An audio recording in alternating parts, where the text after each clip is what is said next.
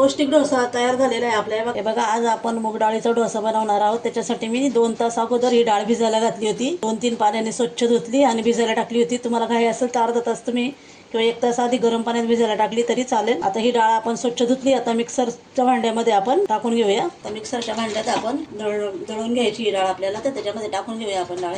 आता आपण डाळीमध्येच हिरव्या मिरच्या टाकून घेऊ. मी 2-3 तुकडे टाकलेत हिरव्या मिरच्यांचे. तुम्ही तुमच्या आवडीनुसार टाका. 7-8 लसणाच्या पाकळ्या, 2-3 अद्रकचे तुकडे, चवीनुसार मीठ टाकू आपण आणि थोडीशी हळद पावडर टाकायची, थोडी टाकायची आणि याच्यात पाणी टाकायचं आणि थोडंसं पाणी टाकायचं आणि याला मिक्सरमध्ये दळून घ्यायचं. आज आपण आता डोशाबरोबर चटणी खायला बनवणार आहोत. त्याच्यासाठी मी तेल तापायला ठेवले. त्याच्यामध्ये थोडीशी मोहरी टाकायची, थोडंसं जिरं टाकायचं.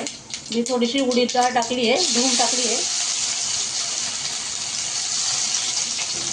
थोडं भिजत ठेवा आणि मग टाका. थोडीशी चणा डाळ, उडीद डाळ चांगलं परतून घ्यायची आहे. त्या डाळी चांगल्या परतून घेतल्यात तेलामध्ये. आता आपण याच्यामध्ये कांदा टाकून घेऊ.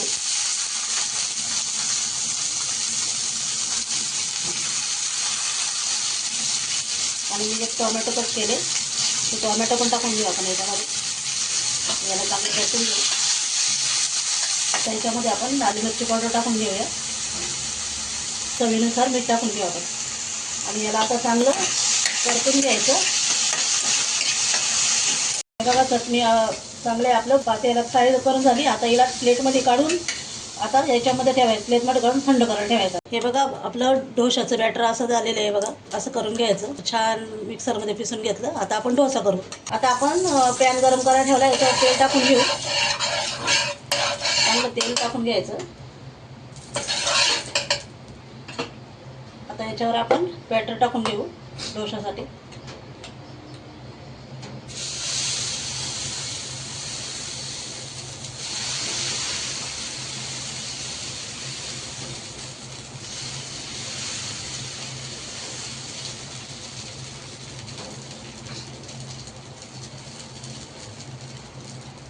त्याच्यावर साईडने आपण असं तेल सोडून घेऊ. तेल सोडून घ्यायचं साईडने. हे बघा, आपला डोसा आता चांगला हे झालाय. आता आपण त्याला पलटी करून बघू. आता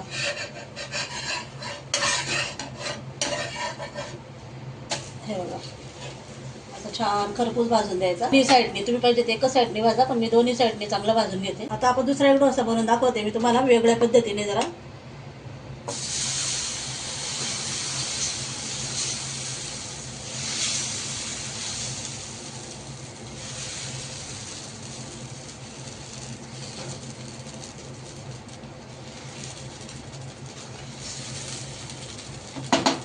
तर याच्यावर काय करायचं, थोडीशी मिरची, मसाला भुरभुरायचा. तुम्हाला जो मसाला आवडत असेल तो हे करा, छान वाटतं. याच्यावर खायला पण चांगलं लागतं. थोडासा कांदा, थोडीशी कोथिंबीर, हे असं टाकून थोडंसं साईडनी तेल सोडायचं. हे बघा, आपला डोसा आता चांगला तयार झाला आहे. आपण याला आता फोल्ड करून घेऊ. असा फोल्ड करून घ्यायचा. हे बघा, आपली चटणी आणि डोसा, पौष्टिक डोसा तयार झालेला आहे आपल्या. बघा, छान, खायलाही छान लागतो. मुलांना डब्याला द्यायला, आपल्याला खायला, नाश्त्याला यायला त्याला छान लागतो. तुम्ही नक्की करून बघा. रेसिपी आवडली असेल तर लाईक, शेअर, सबस्क्राईब करायला विसरू नका.